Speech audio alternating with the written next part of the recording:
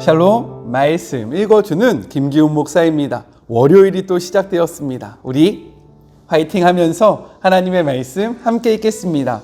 이사야 23장 1절부터 18절까지의 말씀입니다. 다시스의 배들아 슬피 울어라. 강력했던 너희 항구들 모두 잿더미가 되었다. 키브로스에서 돌아오는 배들 그 몰락을 목도했다. 바닷가에 사는 너희 시돈의 상인들아 입을 다물어라. 큰 바다를 항해하면서 물건을 사고 팔며 시올에서 생산된 밀들 나의 강변에서 자란 밀들로 너희는 돈을 벌어들였지. 다국적 곡물 중개상을 하던 너희여 시도나 이제 부끄러운 줄 알고 고개를 숙여라. 그 바다 정력 넘치던 해양이 소리 높여 말한다. 나는 상고를 겪어본 적도 아기를 낳아본 적도 아이를 키워본 적도 없다. 생명을 주어본 적도 생명을 위해 일해본 적도 없다. 그저 숫자들 생명 없는 숫자들 이윤과 손실 액수나 세어왔을 뿐. 두로에 대한 소식이 이집트에 전해지면 통곡 소리 그 가슴 쥐어뜯는 소리 들리리라. 바닷가에 사는 너희여 다시스에게 가보아라. 가서 잘 살펴보고 통곡하여라. 눈물 바다를 이루어라. 이것이 너희가 기억하는 정력과 활력 넘치던 그 성읍이 맞느냐. 활발하고 북적거리던 유서 깊은 성읍 전 세계로 뻗어나가 물건을 사고 팔던 그 성읍이 맞느냐. 세계 시장을 주름잡던 두로 그 두로의 멸망 배후에 누가 있는지 아느냐. 두로의 상인들 그 세계의 거물들이었다. 두로의 거래상들 큰 손들이었다. 만군의 하나님께서 추락을 명하셨다. 오만의 추한 이면을 드러내시려고 부풀린 명성을 땅에 떨어뜨리시려고 그리하셨다. 아, 다시스 배들아 배를 돌려 귀향하여라. 이 항구에는 선착장이 남아있지 않다. 하나님께서 바다와 상인들에게 손을 뻗어 그 바다 왕국들을 혼란에 빠뜨리셨다. 하나님께서 그 바닷가 성읍들 상업 중심지를 파괴를 명하셨다. 하나님께서 말씀하셨다. 이곳은 이제 내세울 것이 하나 없이 되었다. 시도는 파산했고 다 빼앗겼다. 키브로스에서 새 출발을 하고 싶다고? 꿈도 꾸지 마라. 거기서도 너희는 되는 일이 없을 것이다. 바빌론이 어떻게 되었는지 보아라. 남은 것 하나 없이 다 멸망했다. 아시리아가 그곳을 사막으로 들깨와 들고양이들의 은시초로 만들어버렸다. 거대한 포위 공격 무기들로 건물들은 모조리 무너뜨렸다. 그곳에는 돌 무더기만 남았다. 다시스의 배들아 통곡하여라. 강력했던 너희 항구들 다 잿더미가 되었다. 앞으로 왕들의 평균 수명인 70년 동안 두로는 잊혀질 것이다. 그 70년이 차면 재기하겠지만 그것은 한물간 창녀의 재기일 뿐. 두로는 이런 노랫말 속의 주인공 같을 것이다. 잊혀진 창녀여 하프를 들고 성읍을 돌아다녀 보아라. 전에 부르던 노래 자주 부르던 노래를 불러보아라. 행여 누군가 기억해주는 사람이 있을지도 모르니. 70년이 차면 하나님께서 두로를 돌아보실 것이다. 그녀는 전에 하던 무역일 매춘과 같은 그 일로 돌아가 가장 높은 가격을 부르는 자에게 자신을 팔 것이다. 화대만 주면 누구와 무슨 짓거리라도 할 것이다. 땅의 모든 나라와 난잡한 거래를 벌일 것이다. 그러나 그녀가 받은 돈 전부는 하나님께 넘겨질 것이다. 제 몫으로 저축하지 못할 것이다. 그녀가 벌어들이는 이윤 전부는 하나님을 알고 하나님을 섬기는 백성에게 풍부한 음식과 최고의 옷을 마련해 주는 일에 쓰일 것이다. 이것은 하나님의 말씀입니다. 여러분이 함께 기도해 주셔서요. 청년부 수련회가 은혜 중에 시작되었고요. 은혜 중에 진행되고 있습니다. 수련회가 마치는 그 순간까지 계속해서 기도해 주시길 주님의 이름으로 부탁드립니다. 우리가 오늘의 이 본문을 이야기하기 앞서서 토요일과 주일의 본문을 잠깐 이야기해 볼게요. 토요일의 본문은 22장 1절부터 14절인데요. 하나님의 그 놀라운 능력을 바라보면서도 이 남유다가요 돌이키지 않아요. 회개하지 않습니다. 그렇기 때문에 이 남유다를 향한 하나님의 심판의 메시지가 선포되어지는 것이 바로 토요일의 본문입니다. 이것을 통해서 우리가 무엇을 알 수 있냐면요. 타이틀, 제 목사라는 제 타이틀, 모태신앙이라는 이 타이틀이요, 저를 구원해 주지 않는다라는 거예요. 내가 구원받기 위해서는요, 오늘 나와 하나님과의 그 관계성이 중요하다는 것을 깨달아야 합니다.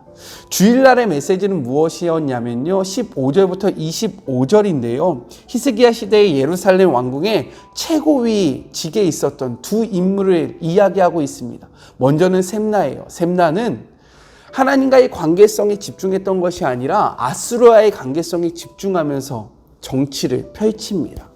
그리고요, 엘리야김은요, 하나님이 허락하신 이 지위 안에서 하나님의 뜻으로 하나님의 백성들을 잘 다스려야 하는데 자신의 배를 채우기에 급급했어요. 자신의 가족들의 그러한 필요를 채우기에 급급했습니다. 이 두 인물을 하나님께서 멸망시키겠다라고 선포하고 있는 거예요. 이것을 통해서 우리가 무엇을 깨달아야 합니까? 하나님께서 우리에게 허락하신 직위가 있어요. 그리고 달란트가 있습니다. 이것을 우리가 어떻게 사용하고 있는지, 무엇을 위해서 쓰고 있는지 우리의 모습을 돌아봐야 한다는 거예요. 하나님을 위해서 이 모든 것들을 사용하시고 하나님의 뜻으로 이 위치에서 바른 삶을 살아가시기 주님의 이름으로 축복합니다. 자, 오늘의 본문을 같이 한번 볼까요? 오늘의 본문은요, 13장부터 시작했던 10개의 나라의 멸망의 메시지 마지막 시간입니다. 바로 두로와 시돈인데요. 이 두로와 시돈은 페니키아라고 이야기하고 있어요. 페니키아의 대표적인 두 도시가 바로 두로와 시돈이었습니다. 이 두로의 이름의 뜻이 무엇이냐면 바위예요. 이 두로는요, 이 페니키아는 어떻게 발달했느냐? 지중해를 중심으로요, 무역 활동을 했어요. 그 중심됐던 나라가 바로 애굽입니다. 애굽과 밀접한 관계가 있었고요. 그리고 이 지중해에 있는 나라들을 다 돌아다니면서요, 무역 활동을 하면서 막대한 부를 축적했어요. 이 부를 통해서요, 많은 나라들을 식민지로 삼았던 나라가 바로 두로와 시돈입니다. 자, 이러한 두로와 시돈은요, 또 이스라엘과 밀접한 관계가 맺어져 있어요. 다윗 왕 때요, 다윗이 자신의 왕국을 건축할 때 이 두로가 그 물자들을 대줍니다. 이 말씀이 어디에 기록되어 있냐? 사무엘하 5장 11절에 기록되어 있어요. 그리고 다윗이 죽고 다윗의 아들 솔로몬이요, 하나님의 그 성전을 지을 때에도 많은 물자와 도움을 줍니다. 이 말씀은 또 어디에 기록되어 있냐? 열왕기상 5장 1절부터 12절에 기록되어 있어요. 그리고 시간이 흘러서요, 이스라엘이 북이스라엘과 남유다로 나뉘어지고 나서 BC 9세기에 북이스라엘의 왕이었던 아합이 있어요. 아합 왕 때 이 와이프가 바로 두로 왕의 딸이었습니다. 그 이름도 무시무시한 누구냐? 이세벨이요, 바로 두로 왕의 딸이었고요. 북이스라엘 아합 왕의 와이프였어요. 이와 함께 그래서 어떻게 되냐? 북이스라엘과 이 두로가요, 결혼으로 인해서 끈끈한 그런 관계가 형성된 거예요. 여기까지는 너무나도 좋아요. 근데 문제는 무엇이냐면 이세벨을 통해서요, 이 두로의 우상들이 북이스라엘로 넘어오게 됐고요. 우상뿐만 아니라 이 우상을 섬기는 우상 숭배자들까지도 함께 이스라엘에 흡수되게 되는 그러한 계기가 열립니다. 이렇듯 두로는요, 우상을 숭배했던 나라고요, 지중해를 중심으로 발달했던 나라고요, 막대한 그러한 경제력을 소유했던 그러한 나라입니다. 1절부터 14절은요, 이러한 두로를 향한 하나님의 심판의 메시지가 선포되어지고 있어요. 같이 한번 차근차근 알아보도록 하겠습니다. 아까 전에 이세벨 그 이야기는요, 어디에 기록되어 있냐면 열왕기상 16장 29절부터 19장 18절까지 기록되어 있으니까요, 시간 되시면 한번 읽어보시면 재밌을 거예요. 자, 오늘 1절의 말씀을 보면요, 다시스의 배들이라고 기록되어 있어요. 이 다시스의 배들은요, 이 두로의 가장 자랑스러운 무역선을 의미하고 있는 것입니다. 아까 전에도 이야기했듯이 두로는요, 이 지중해를 중심으로 무역 활동을 했고요, 이 무역 활동을 통해서 막대한 부를 형성했기 때문이에요. 자, 그리고 또 보면 기띔 땅이라는 것이 나와요. 자, 지도를 크게 띄워드리겠습니다. 여기 보면 지중해가 있고 그 옆에 제가 아까 전에 이야기했던 페니키아가 있죠. 그 가운데, 지중해 가운데에 섬 하나 있잖아요. 바로 이게 우리가 성경에 나오는 기띒 땅이라는 것이고요. 그리고 지금으로 보면요, 키프로스라는 그러한 땅이에요. 자, 이 지역이 어디냐? 더 큰 지도를 보여드릴게요. 자, 어디에 위치됐는지 보이시죠? 제가 왜 이렇게 지도를 보여드리냐? 우리가 지역을 알면요, 지형을 알면요, 성경을 이해하는데 더욱더 도움이 되기 때문에 이러한 것들을 보여드리는 거예요. 자, 여기까지 이해되셨죠? 이제 지도를 치우고, 자, 2절에 보면요, 해변 주민들아 잠잠하라 라고 기록되어 있어요. 여기서 해변 주민들은요, 우리가 아까 전에 지도에서 바라보았던 페니키아의 사람들을 의미하는 거예요. 그리고 잠잠하라 라는 이 의미는 1절에 보면요, 슬피 부르짖다 라고 기록되어 있거든요. 이 부르짖다라는 의미와 잠잠하다는 의미가 동일합니다. 즉 무엇이냐면 두로와 시돈을 통해서요, 경제적 부를 축적하던 이들이요, 이들의 멸망으로 인해서 슬퍼하는 모습, 자신의 그러한 경제력이 끊어졌다는 사실에 슬피 우는 모습을 이렇게 표현하고 있는 거예요. 3절의 말씀을 보면 이들이 어떠한 물건을 가지고 무역했는지 그 단적인 예가 보여지고 있고요. 4절 말씀을 보면 더 이상 이러한 무역으로 인해서 부를 축적하지 못할 것이다 라는 것들을 비유를 통해서 선포하고 있습니다. 5절 말씀을 보면 처음에 제가 이야기했잖아요. 애국과 친밀한 관계를 맺었다. 이렇게 서로 윈윈하는 관계였는데 이 두로가 멸망하니까요, 애굽이 슬퍼할 수밖에 없는 거예요. 자신의 그러한 경제력에도 타격이 오고요, 자신의 나라의 국력에도 타격이 오기 때문에 슬퍼하고 있는 모습을 이렇게 이야기하고 있습니다. 자, 6절에 보면요, 이번에는 다시스가 나와요. 다시스 하면 요나가 생각나잖아요. 그래서 또 지도를 한번 준비해 봤습니다. 짠! 보이시죠? 다시스는요, 지중해 끝쪽에 위치하고 있어요. 아주 멀죠. 그렇기 때문에 이 6절의 의미는 무엇이냐면, 이러한 멸망이 선포되어질 때 너가 자랑하는 그 무역선을 타고 이 다시스까지 도망갈지라도 하나님의 그 진노를 피할 수 없을 것이다 라고 선포하고 있는 것이 바로 6절의 말씀인 거예요. 자, 이 지도 이렇게 보시면서 이해하니까 더욱더 이해가 쉽죠? 이제 지도를 다시 한번 치워버리고, 자, 그렇다면 우리는 여기서 좀 생각을 해봐야 되는 거죠. 무엇을 생각해 봐야 되냐? 이렇게 잘 나가던 두로와 시돈이 왜 멸망했는지 성경은 그 이유를 분명하게 이야기합니다. 자, 9절의 말씀이에요. 메시지 성경입니다. 만군의 하나님께서 추락을 명하셨다. 오만내 추한 이면을 드러내시려고 부풀린 명성을 땅에 떨어뜨리시려고 그리하셨다라고 이야기합니다. 또요, 11절. 하나님께서 바다와 상인들에게 손을 뻗어 그 바다 왕국들을 혼란에 빠뜨리셨다. 하나님께서 그 바닷가 성읍들, 상업 중심지의 파괴를 명하셨다라고 이야기하고 있어요. 이 멸망이요, 단순한 세계사의 흐름으로 인한 것이 아니라 하나님의 주권 안에서, 하나님의 뜻 안에서 이루어졌음을 확실하게 선포하고 있는 것입니다. 그렇기 때문에 이 말씀이 어떻게 선포되어져요? 9절의 말씀, 만군의 여호와라고 이야기하고 있는 거예요. 만군의 여호와가 무엇입니까? 이 열방을 통치하는 하나님의 주권을 강조하고 있는 칭호잖아요. 하나님의 뜻 안에서 이것들이 이루어졌다라고 이야기하는 거죠. 13절의 말씀을 보면요, 갑자기 바빌론이 나와요. 바빌론이 어떻게 되었는지 보아라. 남은 것이 하나 없이 다 멸망했다라고 이야기하고 있습니다. 왜 갑자기 바빌론이 이야기할까요? 바벨론은요, 이 10가지 나라들 중에서 첫 번째로 멸망이 선포되어졌던 나라입니다. 제가 왜 바벨론이 첫 번째로 선포되어졌다라고 이야기했는지 기억나십니까? 자세한 것은 이 링크를 걸어 놓을게요. 자, 왜냐면요, 첫 번째, 이 남유다의 회복과 바벨론이 밀접한 관계를 맺고 있기 때문이에요. 두 번째, 바벨론은요, 10가지 나라들 중에서 가장 강력한 군사력을 소유했던 나라였기 때문입니다. 첫 번째로 가장 강력했던 나라를 선포하고 있는 거예요. 그리고 마지막에 지금 두로와 시돈은 어떠한 나라입니까? 가장 막대한 부를 소유했던 나라인 거예요.